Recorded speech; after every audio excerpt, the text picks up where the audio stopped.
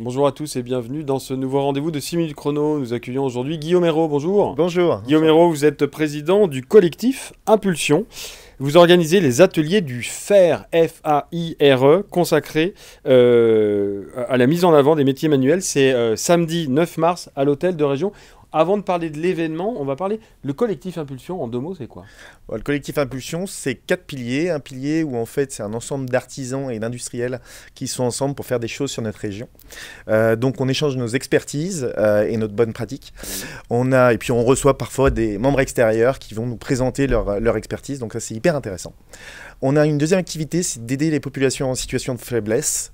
Donc là on aide le collectif du Cœur 42, les Asperger, les enfants cancéreux. Okay. Donc une partie de la cotisation, c'est pour ça.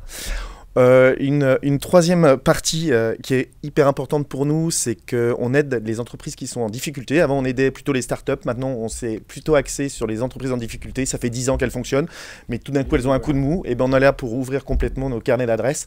Et on fait ça avec l'association Second Souffle, avec Guillaume Bourdon. Donc ça, c'est hyper intéressant. Et puis la quatrième, et c'est pour ça que je suis là aujourd'hui, c'est pour vous présenter un petit peu, on aide aussi le quatrième pilier, c'est d'aider nos jeunes. Aider nos jeunes, c'est en ayant créé avec Lyon un Master 1, Master 2, Management des PME, PMI, pour créer nos futurs entrepreneurs et intrapreneurs dans les sociétés.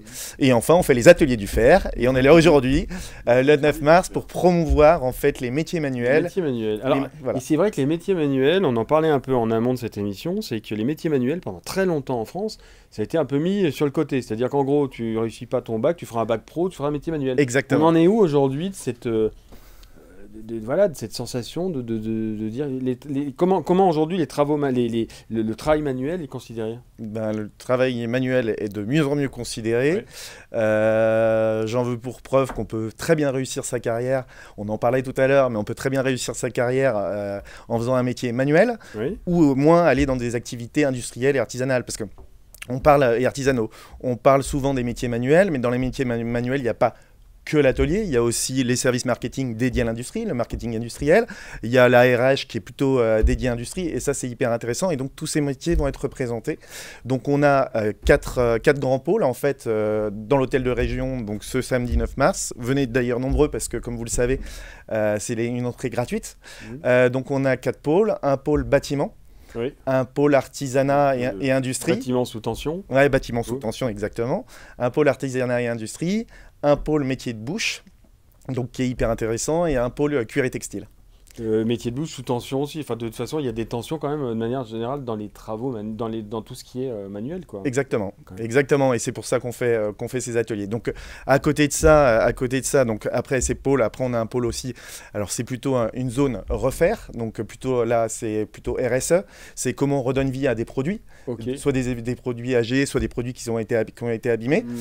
Donc on a aussi ce module-là. Et puis on a un pôle aussi dans les métiers que j'ai mis plutôt dans le pôle artisanat industriel. Mais on a aussi des athlètes et des artistes qui viennent par exemple, on va pouvoir peindre, vous venez avec des enfants, vous allez pouvoir peindre un lion, les gros lieux de Lyon là, que vous connaissez, à la Posca à l'intérieur, avec une artiste qui s'appelle Sophie Ravel. Assez vaste. Aujourd'hui, de manière peut-être plus générale, ça représente quoi l'intelligence manuelle dans notre économie ? Alors, je ne pourrais pas vous dire le chiffre d'affaires, mais en tout cas, on sait très bien que les pays qui sont plutôt industrialisés, c'est ceux qui marchent le mieux. On voit bien avec l'Allemagne, on le voit bien avec la Chine. Et nous, le but, c'est de réindustrialiser un petit peu tout ça. Et réindustrialiser la France, c'est aussi passer pour donner envie en fait, aux jeunes de venir travailler dans ces industries. Et c'est pour ça qu'on fait les ateliers du FAIRE. Et alors, justement, en question quand même d'actualité, où on parle beaucoup de digital, d'intelligence artificielle, c'est justement quel est l'avenir des professions manuelles? C'est génial. À l'époque de la digitalisation de ChatGPT, vous n'allez pas pouvoir construire votre maison sans un plombier, sans avoir un maçon, sans avoir un charpentier. Et d'ailleurs, vous allez pouvoir voir tous ces métiers parce qu'on a la chance d'avoir les compagnons du devoir qui nous suivent sur cette édition encore une fois. C'est d'ailleurs un des membres d'Impulsion. Et il va y avoir une quarantaine de jeunes qui vont arriver pour présenter leur métier et surtout faire participer. Parce que le principe des ateliers du FAIRE, c'est que c'est interactif avec les visiteurs. On met la main à la pâte et on voit vraiment... Vous allez voir comment vous vous faites une charpente, vous allez pouvoir même utiliser des outils, vous allez avoir une DeLorean, je ne sais pas si vous avez vu Retour vers le futur, mais qui va être là on va pouvoir réparer des moteurs, des anciens moteurs avec Connex Auto.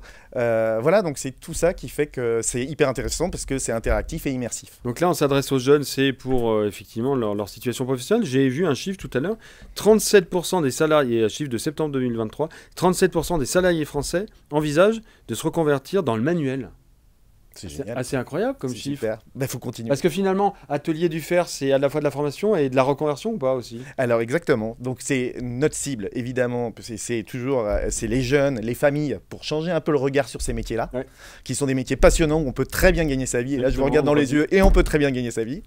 Et puis c'est aussi les personnes en reconversion parce que entre 35 et 50 ans, souvent, parfois on a envie de changer. On s'est dit qu'on n'avait pas pris le bon métier.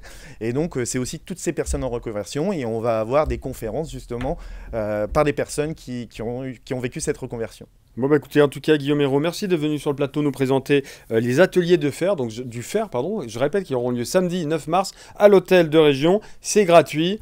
Allez-y, parce que ça vaut vraiment le coup. Et vous verrez que le manuel a de l'avenir. Merci beaucoup. À très bientôt. Au revoir. Bientôt.